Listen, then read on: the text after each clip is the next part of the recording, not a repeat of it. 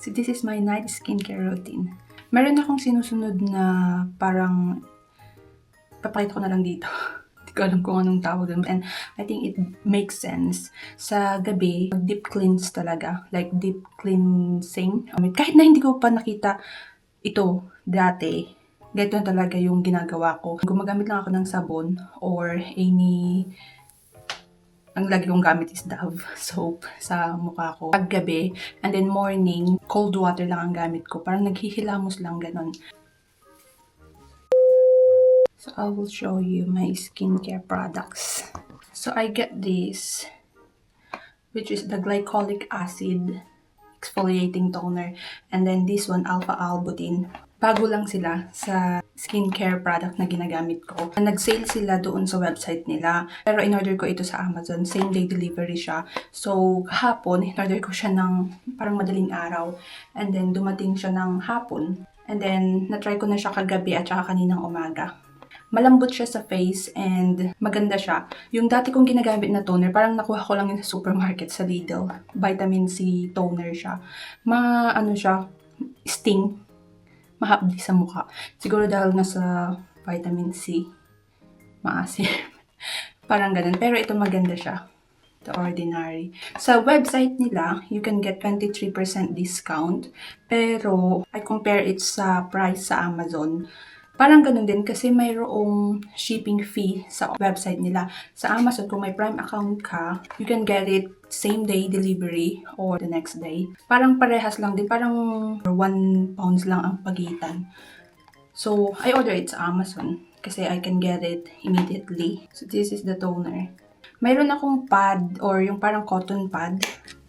But, I don't use it kasi parang sayang lang mapupunta dun sa pad.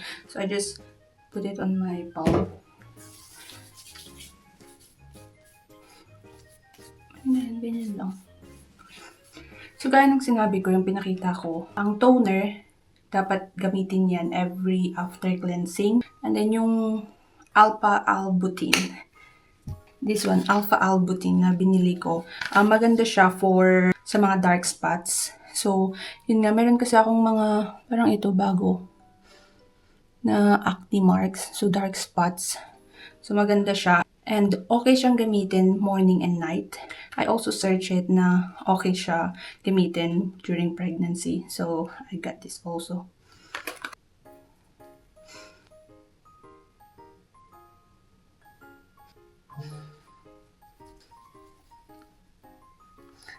Parang ang lambot niya sa skin.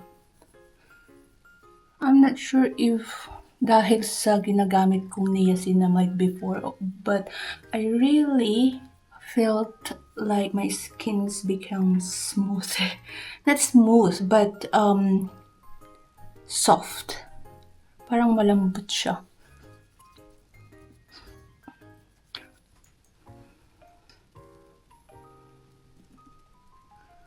Nakaka-relax sa mukha. Parang after all those time na nasa labas. Kasi kanina, lumabas kami. Niyaya kami ni Mom-in-law kasi birthday ko bukas. So, nilibre niya kami ng lunch. Tsaka, yun, ipapakita ko yung very proud milestone na na-achieve or na-unlock ni Sam. Nag-slide siya mag-isa sa soft play at tsaka sa playground na pinandahan namin kanina.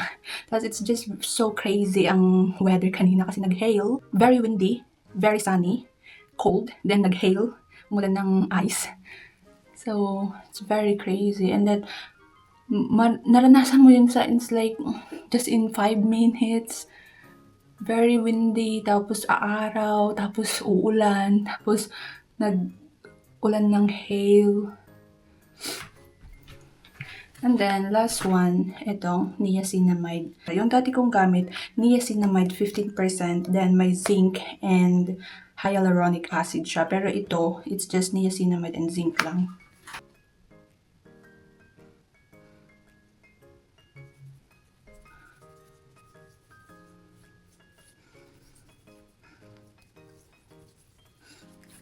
Tapos, Ganyan na, hindi na ako naglalagay ng moisturizer though.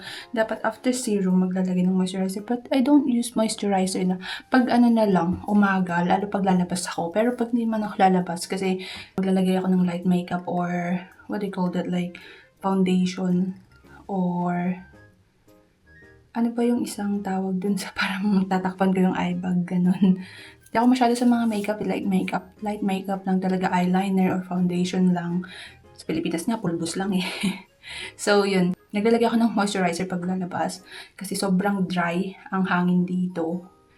Sobrang nakaka-dry ng balat. So, naglalagay ako ng moisturizer after all of this skincare. And then sunscreen. And then, lastly, na ilalagay ko bago ako humiga. Pero tonight, hindi ako maglalagay. Kasi, hindi to maganda kapag every night. This one. Parang every other night ang paggamit ko nito. Kagabi naglagay ako, kaya hindi ako maglalagay ngayon. But I will just show. So, ganito siya sa loob. Ano naman ito? It's Hydrogel Eye Mask. Mayroon siyang natural green algae, collagen, high hyaluronic acid, and retinol. So, nalagay ko yun dito sa mata ko. And I really noticed, kasi dati, pag ganyan lang ako, meron akong mga wrinkles dito. Ganyan. Pero, I think it lessens talaga. It lessens yung wrinkles. Hindi ko alam kung dahil lang sa medyo tumaba yung face ko kasi nga buntis ako or it's because of this one. So, ayan. Halos paubos na nga siya eh. Ayan. Meron siyang parang gel. Parang aloe vera kasi siya eh. Every other night lang akong gumagamit. Kasi it's not good naman if every night. And then lately, binigay ito ng friend ko na Pinay nung Christmas gift niya sa akin. Lately ko lang siya naalalang gamitin kasi if you can see, meron na akong double chin. Kaya lagi ko itong ginagamit. Especially kapag nakaupo ako or bago matulog. Hanggang sa makatulog ako, nagaganyan lang. Lalo kapag nag-iPad lang ako or nanonood, ganun. Kasi I don't want to have double chin.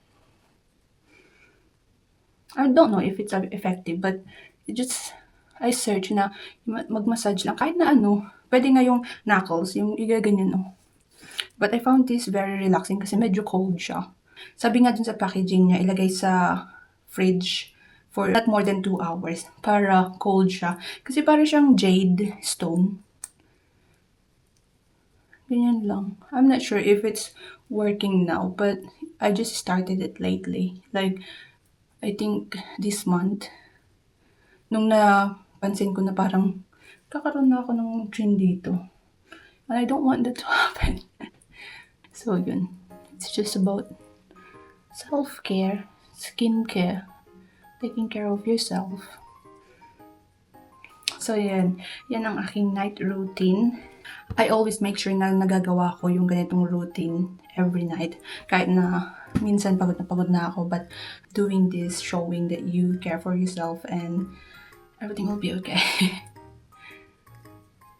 Just be positive and have positive thoughts. Take care of yourself. Lastly, bago ako matulog pala, naglalagay ako ng moisturizer, lip moisturizer kasi sobrang dry ng lips ko. Lalo pag ganitong, hindi namin alam kung magagamit pa kami ng heater or what. Kasi mainit na malamig. Naku, ewan ba. Ganito talaga kapag spring. You can't really predict the weather dito sa UK. So yeah, that's my night skincare routine.